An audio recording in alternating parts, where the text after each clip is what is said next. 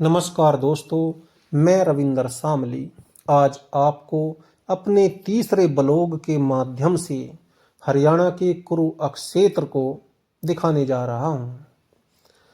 हरियाणा का कुरुक्षेत्र अपने आप में एक बहुत बड़ा नाम है। जैसे ही कुरुक्षेत्र में जाने के लिए पीपली में उतरते हैं तो वहीं पर एक बड़ा सारा फ्लाईओवर दिखाई देता है। फ्लाईओवर की दीवारों पर महाभारत कालीन घटनाओं को चित्रकारी के माध्यम से दर्शाया गया है।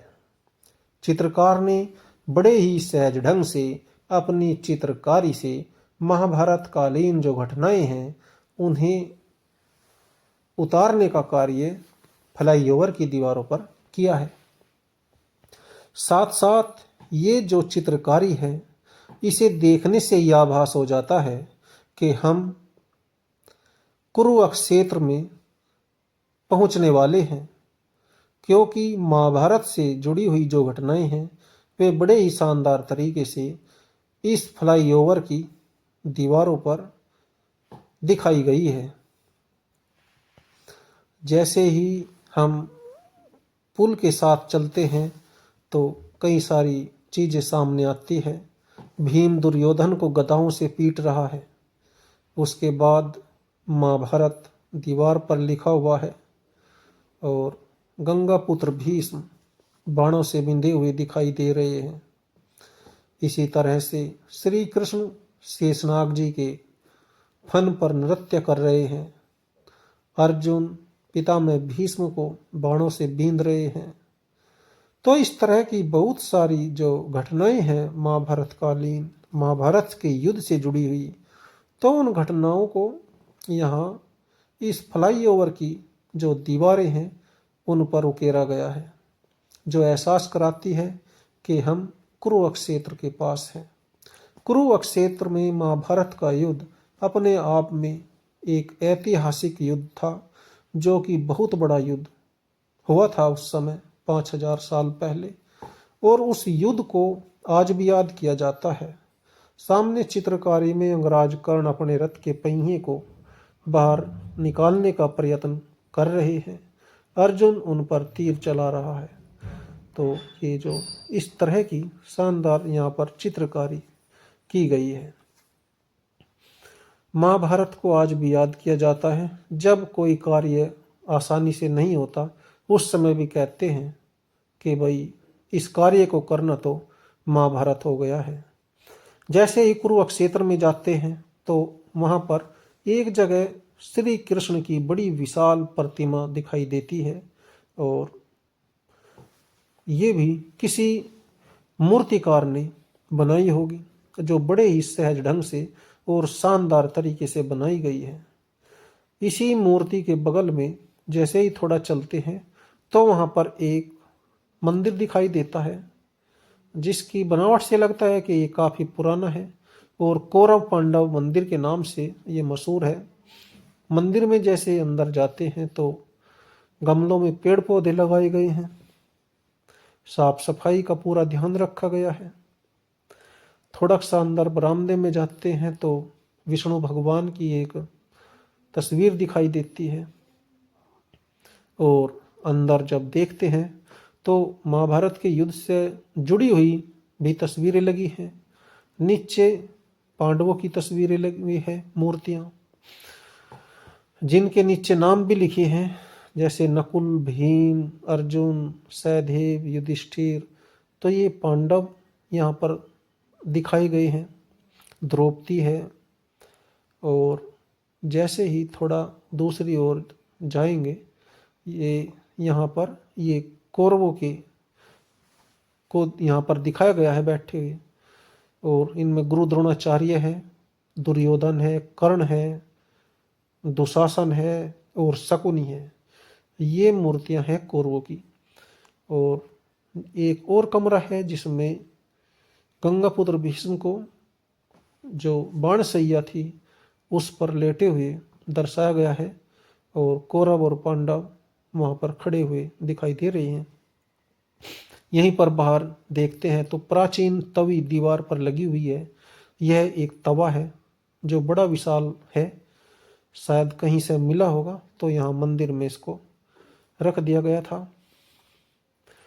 वहीं दूसरी ओर जैसे ही हम थोड़ा चलते हैं इसी मंदिर में, बरामदे से आगे निकलते हुए, तो यहीं पर एक प्राचीन घंटा है जो गज मतलब हाथी के गले में कभी बजा करता था, आज मंदिर में रखा हुआ है। यहीं पर है, जैसे यहाँ से निकल करके जाते हैं तो कुछ दूरी पर ब्रह्म सरोवर आ जाता है। यहाँ पर बड़ा विशाल स्रोत है पानी का। तो ब्रह्म सरोवर का ये गेट है एक, जिससे अंदर जाते हैं। जैसे अंदर जाते हैं तो एक पुलनुमा बना हुआ है और सामने मंदिर बने हुए दिखाई देते हैं। ब्रह्म सरोवर की चारों ओर दीवारों पर मूर्तिकारी दिखाई देती है। महाभारत से जुड़ी हुई पुरानी घटनाएं यहाँ पर उकेरी गई है। ऋषि मुनियों के चित्र है, पांडवों के चित्र है, तो भगवान भोलेनाथ के हैं, और गंगा को दिखाया गया है। तो इस तरह की एक तरह से जो चित्रकारी है वो दीवारों पर यहाँ पर करके लगाई हुई है पत्थरों की। ब्रह्म सरोवर में बहुत दूर दूर तक पानी ही पानी दिखाई देता है। जल मुर्गियाँ पानी में घूम रही हैं। लोग इन्हें आटे की जो गोलियां हैं वो खिलाते हैं, डालते हैं, और ये डरती नहीं। जैसे ही इनको डालता है कोई आटे की गोलियां बच्चे, तो ये तुरंत दौड़ करके नज़दीक आ जाती है और लोग इनको आटे की गोलियां खिलाते हैं। ये जल मुर्गियाँ यहाँ पर पानी में तैरती रहती है और एक तरह से जल को शुद्ध रखने का भी कार्य करती है और आकर्षण का केंद्र भी है। दूर दूर तक यहाँ पर जल दिखाई देता है और यह स्थान ब्रह्म सरोवर के नाम से जाना जाता है। कुरुआ क्षेत्र में यहाँ पर ये जो जल मुर्गियाँ हैं ये काले रंग की है। इनके जो चोंच है उसके ऊपर सफ़ेद निशान है। हालांकि ये तालाबों में भी पाई जाती हैं और यहाँ पर भी बहुतायत में ये हमें देखने को मिलती है ब्रह्म सरोवर में। ब्रह्म सरोवर के दूसरे छोर पर बहुत ही शानदार तरीके से विशालकाय घोड़े बनाए हुए हैं जो रथ में जुड़े हुए हैं। यह जो रथ है वो श्री कृष्ण और अर्जुन का रथ है।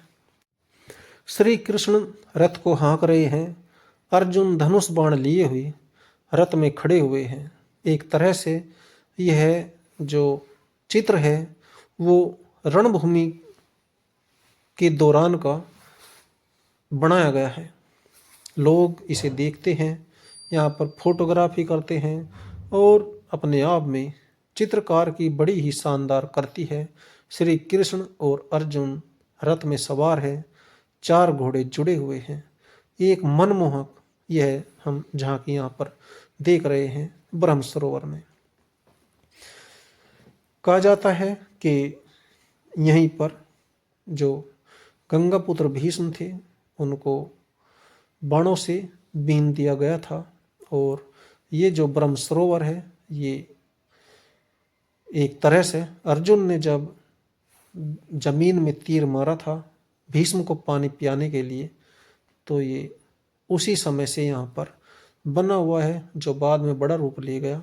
और यहाँ पर लोग आज भी आते हैं और देखते हैं कि किस तरह से यहाँ पर हरियाणा सरकार का भी बड़ा योगदान कहा जाएगा कि इन चीज़ों को शानदार तरीके से रख रखाव भी यहाँ पर है, और पर्यटन के क्षेत्र के लिहाज से उन्होंने यहाँ पर काफ़ी कार्य किया है। सामने जो चित्र है उसमें जयद्रथ द्रौपदी को जबरदस्ती उठाकर अपने रथ में ले जा रहा है। तो ये जो चित्रकारी है ये भी ब्रह्म सरोवर में ही यहाँ पर जो दीवारें हैं उन पर की गई है और लिखा भी है। यहाँ से जैसे ही बाहर निकल करके थोड़ा चलते हैं तो वहीं पर एक और मंदिर है जिसमें महाभारत की झलकियाँ दिखाई गई हैं। जैसे ही अंदर चलते हैं तो अर्जुन और गंगापुत्र भीष्म की यहाँ पर एक झांकी दिखाई देती है।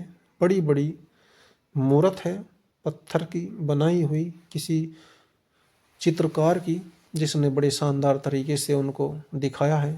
गंगा पुत्र भीष्म बाणों की सैया पर है। अर्जुन धनुष बाण लिए हुए खड़े हैं और तीर चलाते हुए दिखाई दे रहे हैं। चारों ओर इस झांकी के एक तरह से पानी भरा होता है, जिससे कि कोई इनके पास न जा पाए। तो यहाँ पर ये झांकी बिल्कुल मन मोहने का काम करती है। लोग इस झांकी को बड़े ही सहज ढंग से देखते हैं। इसी मंदिर में और भी झांकियाँ हैं, कुछ अंदर है बनी हुई, तो वे जब भी देखी जाती है जब लाइट हो। जिस दिन मैं यहाँ पर गया था तो उस दिन मंदिर के अंदर की जो लाइटें थी वे लाइट उपलब्ध नहीं थी, तो इन्होंने बताया था कि जी वो ऐसे तो नहीं दिखाई देगी। और दूसरी ओर ये जो दूसरी झांकी है ये यहाँ पर बाहर ही बनी हुई है। इसमें अंगराज कर्ण जो है वो घायल है, तीर उनको लगा है और उनसे दान मांग रहे हैं बूढ़े ब्राह्मण के रूप में श्री कृष्ण। जब वे दान दे देते हैं तो वे अपना असली रूप उन्हें दिखाते हैं। उसकी भी यहाँ पर एक तरह से वो जो चित्रकारी है वो दिखाई गई है करके। यहाँ से थोड़ा जब हम आगे चलते हैं तो एक चौक आ जाता है। अर्जुन चौक के नाम से यह स्थान मशहूर है। इस चौपले पर, इस चौराहे पर अर्जुन की एक विशालकाय मूर्ति लगी हुई है जो काले पत्थर से बनी है। यहीं पर ब्रह्म सरोवर के नाम से भी एक तरह से लिखा हुआ है, दर्शाया गया है। थोड़े ही जैसे बगल चलते हैं और वट वृक्ष भी यहाँ पर कई जगह देखने को मिलते हैं। जैसे ही अर्जुन चौक से आगे चलते हैं तो वहाँ पर एक और शानदार लाल रंग का मंदिर दिखाई देता है, जिसके आसपास पीपल और बरगद के पेड़ हमें दिखाई देते हैं, ऊंचे ऊंचे, जो बड़े ही शानदार तरीके से मन मोहने का कार्य करते हैं। सामने पार्क की तरह बनाया गया है। और जैसे ही अंदर चलते हैं तो इसके बगल में एक और मंदिर है बना हुआ। जैसे ही उस ओर जाते हैं तो वहाँ पर भी बरगद और पीपल के पेड़ दिखाई देते हैं। और ये है गीता मंदिर, इसी मंदिर के बगल में है ये। यहाँ पर जैसे ही अंदर मतलब जाते हैं तो यहाँ पर भी पांडवों के चित्र हमें दिखाई दिए, जिनमें भीम का चित्र लगा हुआ है। यहाँ पर मूर्ति लगी हुई है, युधिष्ठिर की लगी है, द्रौपदी की लगी है, नकुल की है, सहदेव की है, श्री कृष्ण की है जो रथ में बैठे हुए हैं। तो ये रथ है जिसमें अर्जुन और श्री कृष्ण हैं और उनके पिछली तरफ सहदेव, नकुल, द्रौपदी, युधिष्ठिर और भीम की मूर्तियां हमें दिखाई दी इस गीता मंदिर में। तो ये सब आप देख रहे हैं कुरुक्षेत्र में ही ये सभी चीज़ें हैं जो मैंने आपको दिखाई है और दिखा रहा हूँ। जैसे ही हम यहाँ से बाहर निकल कर के चलते हैं तो वही मंदिर जो लाल रंग का मैंने दिखाया था, इसमें जब हम थोड़ा अंदर चलते हैं तो ये काली माता का मंदिर है। इस मंदिर में अभी आपको काली माता के दर्शन कराएंगे। जैसे ही यहाँ पर कुछ दूसरे लोग हमसे पहले ही यहाँ पर खड़े थे, तो ये यहाँ पर काली मूर्ति की मंदिर जो काली माता की मूर्ति थी वो लगी हुई थी। और जैसे यहाँ बाहर निकलते हैं तो बहुत सारे घंटे और घंटियाँ गेट पर लगी हुई हैं। तो इस तरह से ये हमें यहाँ पर दिखाई दी। यहाँ से हम जैसे ही बाहर निकल कर यहाँ चलते हैं तो यहीं पर ये एक धर्मशाला हुआ करती थी किसी ज़माने में। इसमें लोग रुका करते थे रात को। तो वक्त अपने आप में एक बहुत बड़ा शक्तिशाली समुद्र की तरह होता है। वक्त के साथ सभी चीज़ें बदल जाती हैं। इसके गेट पर ताला लगा हुआ था, अब यहाँ पर शायद ये रुकने के कार्य में नहीं आती, लेकिन इसका एक जंगला जो था वो खुला हुआ था। यहाँ को हम दिखाते हैं आपको। तो ये सब समय समय की बातें होती हैं। जैसे ही यहाँ से थोड़ा और चलते हैं तो ये यहीं पर बड़ा सारा एक पेड़ है, वट वृक्ष है। वट वृक्ष अपने आप में बहुत बड़ा पेड़ होता है। जैसे ही यहाँ से चलते हैं निकलकर तो बिश्नोई धर्मशाला भी यहाँ कुरुक्षेत्र में दिखाई देती है। और यहीं पर पास में एक जगह दिखाई दी टंकी, और टंकी के नीचे जो थे वे मकान थे बने हुए। यहीं पर कुरुक्षेत्र में है श्री कृष्ण का म्यूजियम, जहाँ पर श्री कृष्ण से जुड़ी बहुत सारी चीज़ें रखी हुई है। वे अलग ब्लॉग बनाया था मैंने उसका, इससे पिछले वीडियो में आप देख सकते हैं। श्री कृष्ण म्यूजियम के नाम से पूरा दिखाया है इसमें। तो उसी की ये एक आखिरी की झांकी है, जिसमें गंगा पुत्र भीष्म बाणों की सैया पर लेटे हुए थे। यहाँ से ज्योतेश्वर जैसे ही जाते हैं, ये कुछ दूर पड़ता है वहाँ से, ये वो स्थान है जहाँ पर श्री कृष्ण ने अर्जुन को गीता का उपदेश दिया था। ये रणभूमि थी, जब यहाँ पर रणभूमि सज गई थी दोनों ओर से, और श्री कृष्ण अर्जुन आ गए रथ को लेकर लड़ने के लिए। तो ये वो स्थान है। लेकिन श्री कृष्ण धनुष उठाने के लिए कहते हैं अर्जुन को, लेकिन अर्जुन धनुष को रख देते हैं और कहते हैं कि ये तो सब अपने ही हैं, मैं कैसे बाण चलाऊं। तो यहीं पर श्री कृष्ण अर्जुन को लड़ाई करने के लिए प्रेरित करते हैं, उनको गीता का उपदेश देते हैं, और अपना जो विराट रूप था श्री कृष्ण वो भी दिखाते हैं अर्जुन को। ये वही जगह बताई जाती है कि है कुरुक्षेत्र में। और यहाँ पर श्री कृष्ण के विराट रूप की एक बड़ी सी प्रतिमा भी लगाई गई है, जो बहुत बड़ी विशालकाय और ऊंची है। इसमें श्री कृष्ण का विराट रूप दिखाया गया है। यहाँ पर बताया जाता है कि अर्जुन को गीता का ज्ञान दिया था इसी जगह पर श्री कृष्ण ने, और अपना विराट रूप दिखाया था। आज भी लोग यहाँ पर आते हैं और याद करते हैं उन दिनों को। कुरुक्षेत्र का इतिहास 5000 साल पुराना है। यहीं पर महाभारत का विशाल युद्ध हुआ था, जिसमें बड़ी मात्रा में हत्याएं हुई थी, और बाद में कौरवों पर पांडवों की विजय हुई थी। दोस्तों, वीडियो कैसा लगा ज़रूर बताना, कमेंट में लिखना। वीडियो अच्छा लगे तो शेयर ज़रूर करना। ये मेरा तीसरा ब्लॉग था, उम्मीद है आपको पसंद आए। नमस्कार।